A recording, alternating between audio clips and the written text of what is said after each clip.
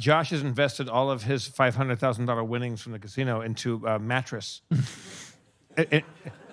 Sealy, wait. At his house. I'm Casper, dude, the friendly boy. Casper. Sorry, Casper. That's me. I'm the mattress guy. I put all of my Rick and Morty merchandising money in one blue apron. The bluest apron of all, because there's no better investment than a meal delivered to your home in pieces that you then assemble. Have the satisfaction of an adult while remaining a child. It's like Korean barbecue, but for other genres of food. It's the same lifestyle you're used to, but we have your credit card number, but you do half the work too. From a distance, you'll look like a grown-up. Oh, you don't have time to pick and choose your own fucking things, baby. Take the box. Please. Think of it as adulting wheels. Don't have time to check the cabbage? Don't have time to know whether you should buy cabbage? We will give you a box. Honey, did you check cabbage today? There will be a bag of cabbage in it. Will say, pour me into a skillet. What about a new service that picks you up like a Lyft or an Uber or a Postmate or a Grubhubs or whatever, and there's just an adult-sized shopping cart that you get to sit in like a baby? Oh my God, that would be amazing! And you get to go through a farmer's market and learn how to like buy. Are you fucking kidding me? That's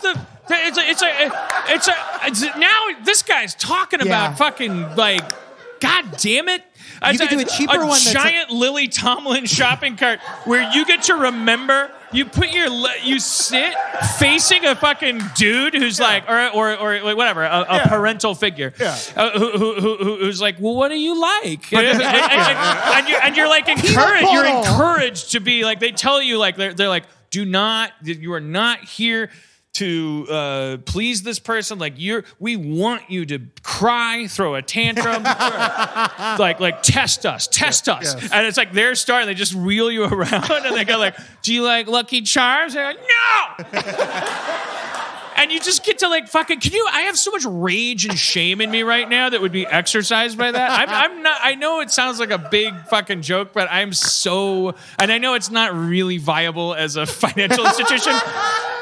But that sounds. I got some money. So I would pay so much if they said like, have you ever gone grocer dolting or?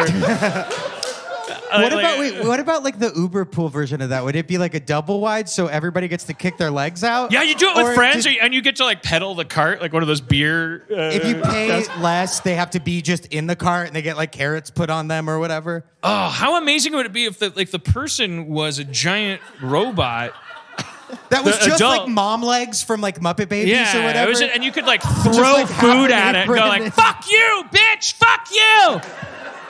I don't want to go to school tomorrow. But don't yell. But the whole Daniel, you're sitting on just this wire mesh bench with your best friends who like group onto this experience and you pedal.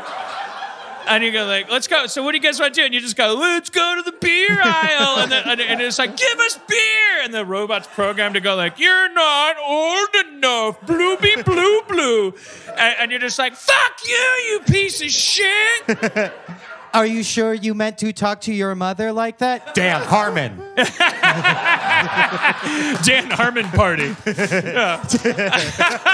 Dan Harmon party guest 1. Dan Harmon party. Were any of you asked to be born? No! We weren't asked to be born. I'm so happy my dumb idea got this much traction. That's so good. I mean, that is like fucking to sit. I think we all had a visceral memory, except maybe a couple people that are like, must be nice. And I don't want to hear their story, but like.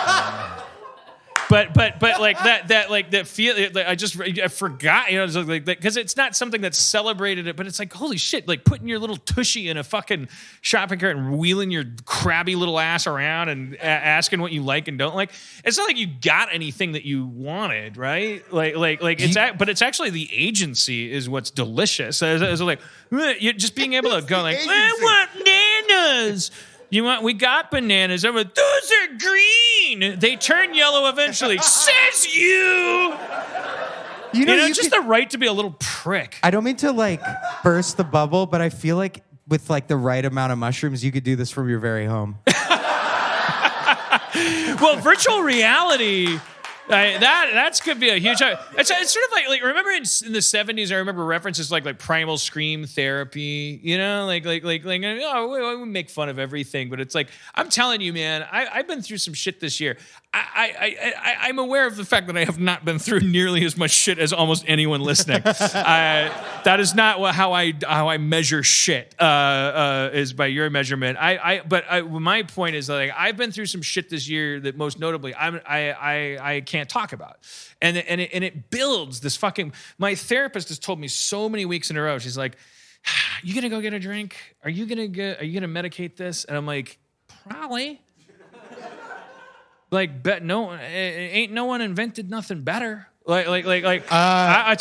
did. It's called weed, dog. Well, I don't know, dude. I don't know. I mean, I don't want to just from the hip like negate that because sometimes. Look, it says no cops on it. That's more of a crapshoot for me, where it's like I hit the wrong weed at the wrong time and the wrong amount, and then all of a sudden I'm like, "What are you doing? You're it's. But booze is as old as a fucking cowboy biting a belt when you suck a snake venom out of his titty. And then he gives you a free gun. It's just fucking brute force. That 2x4 across the head. Fucking, you're drunk now. The trouble being that you, as my therapist says, she's like, it's a preservative. Like, what do we do with shit? And it's like sometimes she's a little clever about this stuff, but I think it's like yeah, it preserves it. Like I have no place to put my rage. I'm like punching shit. I got bloody knuckles. Like I'm like every once in a while I'm erupting into this rage, and I think that it's like sooner or later I'm going to put it somewhere, and it could be a place that hurts me or another person, and I feel like actually like we must all feel that constantly, where it's like. Well, when do I get to shit my pants? And I just think it's a wonderful, like actually maybe that's what virtual reality could be. Is like you throw these tantrums. You just go like, I'm a baby. That's what this podcast was for me up until this last year. This is where I came to sit. Ask these guys. They'll tell you. They've been pushing me in a shopping cart around. Damn, Harmon. And I've been going, give me Fruit Loops, and you guys have been like, what do you mean? Do you want to be socially conscious? And I'm like, I don't know. Depends if I have to or not. But then like there was this marking point of like January 2018 where it was like, okay, strategically and for every reason in every column, Dan, you're not allowed to say what you're feeling and thinking. And what is a tantrum? That it's like it's the most obnoxious, horrible thing, and we associate it with children. And we're like, "You piece of shit! You should never look at that fucking." And you're in the airport and you hear a kid going like, like we hate them. We should hate them. It's like terrible little people. They're having the fucking tantrum in the middle of an airport. Like. Our species, maybe that's the next wheel is like, can we find, because what are we having right now politically? We're having tantrums over. Everyone's having a fucking tantrum. I mean, so, okay, a couple of things. One, Sorry. We'll get there. Rage cage. It's a concept that's like Japanese therapy that was very hilariously used in the show Delocated, which is like a criminally underrated show. And it's just a room that they set up, and they just give you a fucking hammer, and it's just like a sink and a fucking old TV and and you can. I thought like plates. another person. I'm like, wait, I don't. No.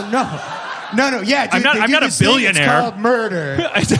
You drink. I'm only a millionaire. Blood. I can't. You're Peter Thiel, dude. I can't kill with impunity. No, it's just stuff. It's property, which is not violence. It's vandalism when property is destroyed, and therefore it's fine. Yeah, but is anyone whatever? I'm not going to poo-poo that. Thank you for sharing that with me.